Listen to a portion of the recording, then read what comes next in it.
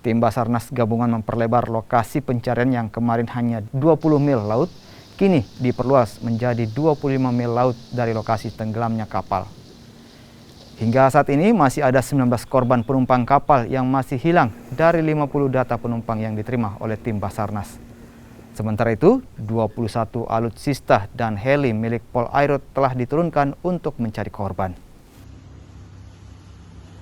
Yang perkembangan pencarian hari ini kita mencari di 20 nautical mile, melebar lagi dari 15 sampai 20 dari 20 ke 25 lagi kita untuk, karena banyaknya alut-alut yang terlibat untuk sekarang ini, sehingga kita memperluas pencarian supaya cepat menemukan korban. Yang terakhir korban itu kami telah menetapkan 50 orang semuanya sesuai dengan klarifikasi semua cross check di lapangan. Ternyata laporan-laporan semua dari warga juga seperti itu, sehingga korban menjadi 50 orang hari ini. Jadi yang mau dicari 19 orang itu sudah ditetapkan untuk kegiatan operasi hari ini. Nah, hari ini kita juga semua dari tim polisi dan Forkopimda juga akan terbang untuk langsung mencari di lapangan. Demikian.